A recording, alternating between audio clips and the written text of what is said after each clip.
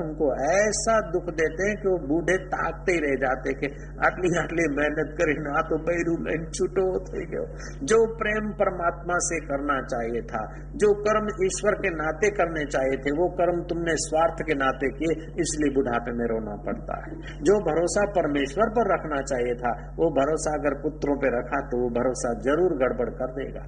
तो तुम भरोसा तो भगवान पे रखो और कर्म संसार में करो। कर्म करने में ये 5 बातों की सावधानी रखो। एक तो उत्तम व्यवहार, कनिष्ठ नहीं, पापाचार नहीं, अच्छा व्यवहार, सुंदर पवित्र व्यवहार। दूसरा, उस व्यवहार में स्वार्थ का त्याग। सेल्समैन भी अच्छी मीठी बातें करता है लेकिन स्वार्थ होता है। और ये जरूरी नहीं कि सेल्समैन मीठी बातें करता है तो सदा के लिए सुखी हो जाता है। नहीं, सदा के लिए सेल्समैन ही करो, मीठी बातें करो, लेकिन उसमें स्वार्थ न रखो तो सेल्समैन ही तो चलेगी। एक दुकान है गोधरा बस स्टैंड के सामने, वो साधक यहाँ आता है, छोटी सी दुकान, और स्टार्ट की उसने तो 1000-2000 के माल से। और उसका व्यवहार ऐसा कि बस गुजारे भर का मिल जाए, स्वार्थ नहीं। 1 रुपए 6 आने रोहित मिल की लग्जरी पॉपलेन ले जाता था, 1.5 रुपए देता था। तो वहां पहले तो ऐसी आदत थी, तमें 1.5 रुपये को तो के 12 ने आलू छ, तमें 6 रुपया को तो के 4 रुपया आलू छ। तो सब दुकानदार 3 गुना भाव बताते थे। वही पॉपलिन बताते थे 2.5 रुपया, 2.5 रुपये वाली खींच तान के 2.25 रुपये बिकती। और ये जब 1.5 रुपये बोलते थे तो ग्राहक चले जाते थे। लेकिन उन्होंने देखा कि मेरे को स्वार्थ त्याग करके जीवन दिव्य करना है, 1.5 रुपया बोले, ग्राहक लेवे नहीं, घूम फिर के 2.5, 2.25, 3 सुन के फिर आकर 1.5 रुपये ले जाओ। फिर दूसरी बार कभी भाव पूछे नहीं। क्या तो भगवान जो मानस। वो छोटी सी दुकान में से 30 तो छोटे मोटे लड़कों को छोटी मोटी धंधे रोजगारी की लाइन मिल गई, और एक बड़ी दुकान है और दयाल वस्त्र भंडार होलसेल रिटेल चल रहा है। तो स्वार्थ त्याग में शुरुआत में आदमी ऐसा मूर्ख जैसा लगता है, भूला भाला लगता है। जो स्वार्थी कपटी लोगों की जो पूरी बाजार में कपटी लोग भरे हैं सब जगह, उसमें एक सज्जन और स्वार्थ त्यागी आदमी दुकान लेके बैठे और पैसा इतना नहीं। एक बार तो पैसा भरना था और 2000 रुपया था नहीं, वकरा हुआ नहीं, इज्जत जाती है। तो अनजान आदमी आकर सुबह सुबह 2500 देगा। कहाँ से आप? बोले हम कहीं से भी आए, तुम ले लो, हमको जरूर पड़ेगी तब ले जाएंगे। खुदा खैर करे, बंदा लहर करे। और जब जरूर पड़ी तब लेने को आए, उसके पहले तो हालांकि वो था तो यवन, अरे भाई तो हिंदू था, फिर भी भगवान न जाने किस वक्त किसके द्वारा तुम्हारी किश्ती को चलाने के लिए सहयोग दे दे, दिला दे। तो तुम्हारे जब रुख बदलते हैं तो निजारे भी बदलते हैं। निजारे बदले तो नजरें बदली तो निजारे बदलेंगे, किश्ती रुख बदलेगी तो किनारे बदलेंगे। तो हमारी जो स्वार्थमयी बुद्धि वृत्ति है उसमें निस्वार्थता आ जाए, किश्ती रुख बदले तो निजारे बदल जाएंगे। जो दुख, पीड़ा, मुसीबत, अशांति, प्रॉब्लम और टेंशन में हम मरे जा रहे हैं, वो सुख, शांति, निर्भीकता, आनंद और यहाँ भी सुखी, परलोक में भी सुखी, ये मार्ग मिल जाएगा। तो ये 5 बातें फिर से कहता हूँ। उत्तम व्यवहार, दूसरी बात 5 बातों में उत्तम व्यवहार, स्वार्थ त्याग, दूसरी बात अहंता का त्याग, तीसरी बात सत्य आचरण, चौथी बात विनय और 5वीं बात प्रेम। तुलसीदास जी ने कहा, परहित सरिस धर्म नहीं भाई, पर पीड़न सम नहीं अधमाई। परहित बस जिनके मन माही, तिनको जग कछु दुर्लभ नाई।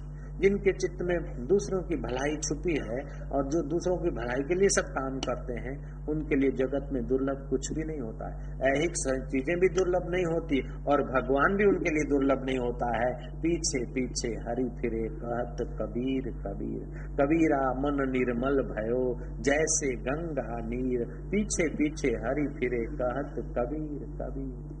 कबीर ने कहा, यह तन विष की बेलरी, गुरु अमृत की खान। सिर दीजे सतगुरु मिले तो भी सस्ता जान। वो सतगुरु तत्व आत्मदेव आपको मिल सकता है चालू व्यवहार में, जैसे तुलाधार को।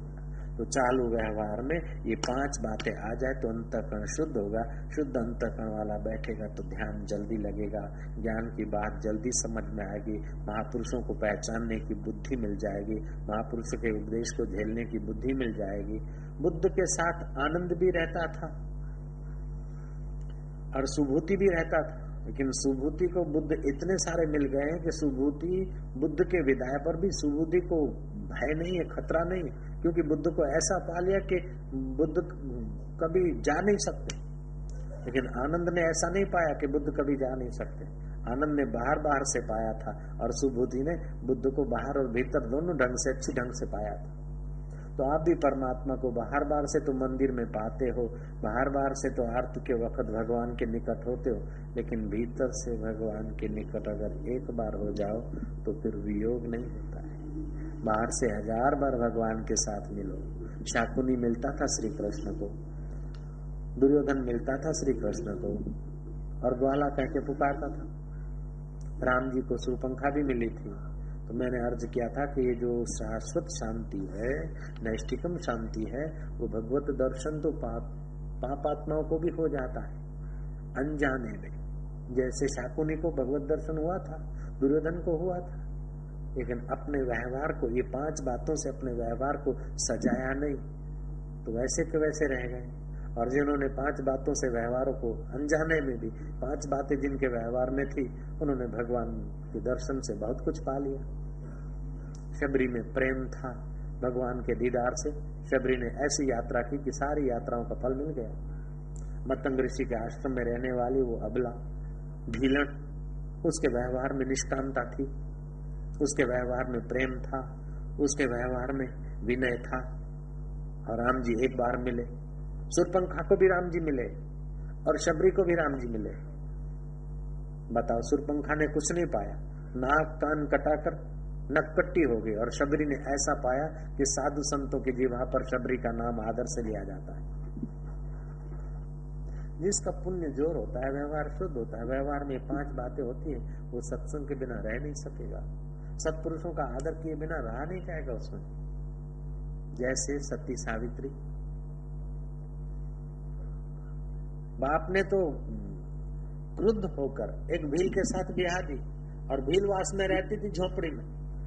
देवऋषि नारद पसार हुए तो कई भीलन बोलते थे, ओ बाओ आयो, ऐसा करके मस्करी करते थे। लेकिन सावित्री तो आदर से नारद जी को प्रणाम करती, और नारद जी पूछते कि देवी तेरा व्यवहार तो कुछ बड़ घराने की बुद्धिमान महिला जैसा है।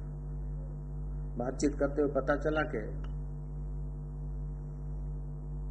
पिता ने गुस्से में लकड़हार के साथ शादी करा दी। नारद जी ने देखा लकड़हार कौन है, ये सत्यवान, और सावित्री को मंत्र दिया। भीलवास में रहने वाले और लकड़ी करके गुजारा करने वाला हूँ, बचपन से भीलों के वातावरण में पलने वाला सत्यवान, समय पाकर ऐसा जीवन चमका के सती सावित्री होकर अभी सुप्रसिद्ध है। तो आपके व्यवहार से ही आपका भविष्य बनता है।